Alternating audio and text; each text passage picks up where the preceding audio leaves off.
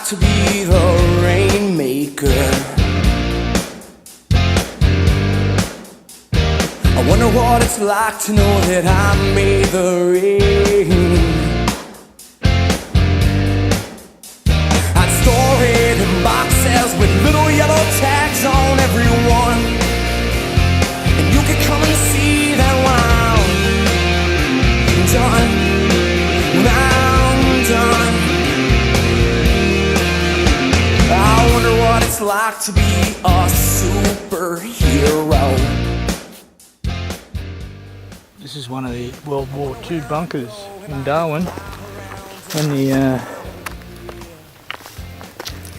When the Japanese were bombing Darwin, they built some bunkers for people to hide out in.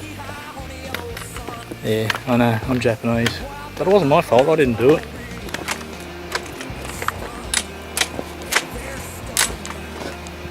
Hi, my name's Joe, and I'm a paraplegic.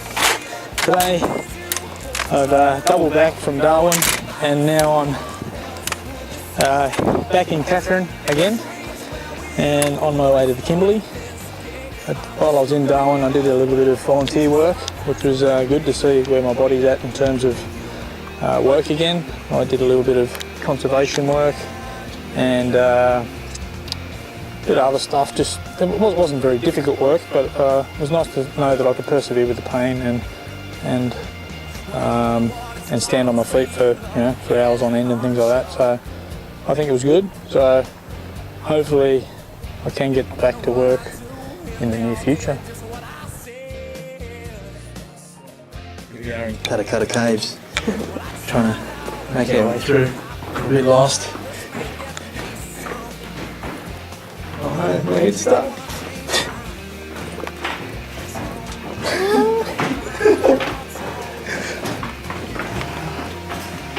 Well, lost you, yeah. I'm thinking of setting up my bat cave here, so I can be a superhero. Dream on. I think my Batmobile will fit in here nicely.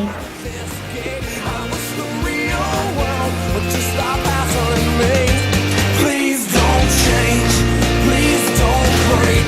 The only thing that seems to work at all is you. Please don't change at all for me. To you and you to me.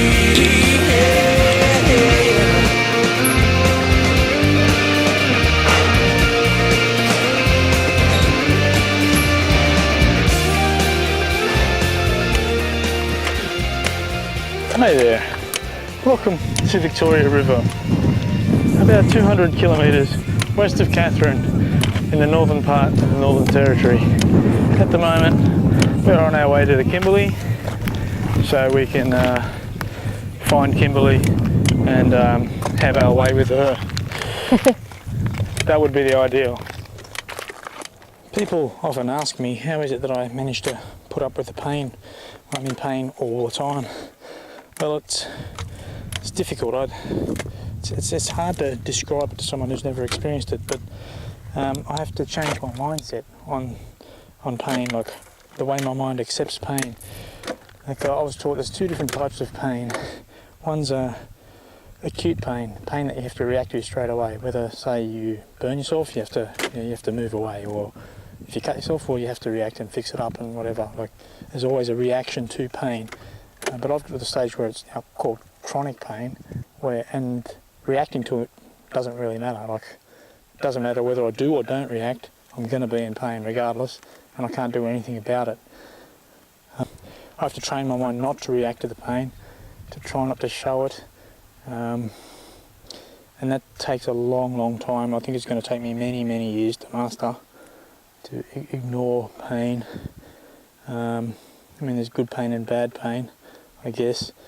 I've got to still not ignore like any new pain that I might get if I do burn myself or something. Like, it'll still react to that, of course, but I've got to learn to ignore my neuropathic pain, and it's so difficult. Still losing a lot of sleep at night and still struggle during the day. But as I said recently, I did some work in Darwin, volunteer work, and I managed to soldier on through the pain. So It's not all bad. I think I'm slowly getting there, and hopefully I can return to a relatively normal life again one day. Let's see what happens.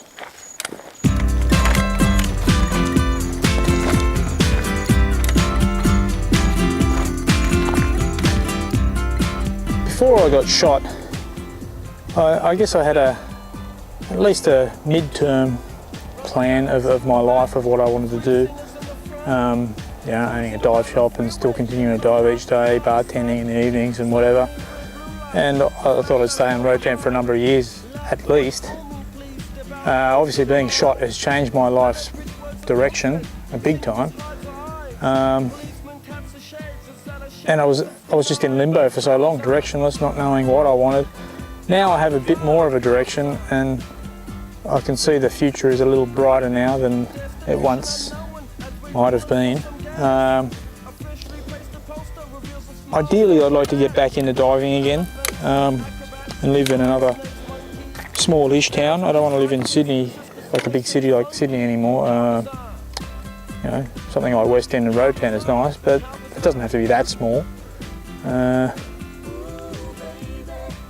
Getting back to work is the most difficult part, and being confident in myself and being able to do these things is another hurdle that I need to tackle, because it's difficult now for me to do many things.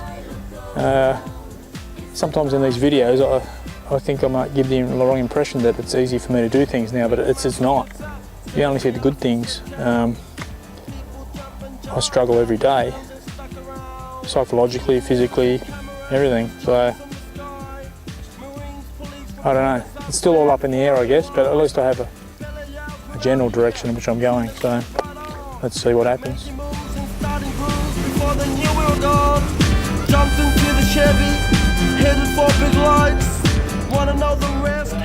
We're at the Ron Jeremy tree again. It's called the Ron Jeremy tree because it's big, fat and ugly. And it's standing straight up. Yes, and, always. And it seems to get a lot of women, I don't know how. But anyway, we're gonna get one of Ron Jeremy's testicles. We'll grab two of them. And crack them like this, go. And then with Ron Jeremy's testicles, you can eat the seeds.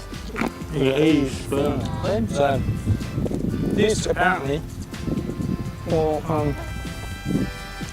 help me become like Ron Jeremy, make me bigger, stronger, help me get laid.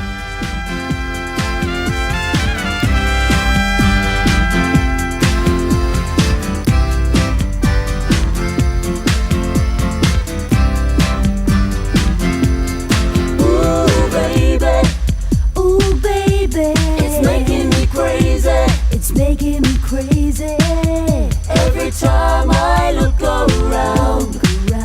Every time I look around. Every time I look around. Every time I look around. It's a mind.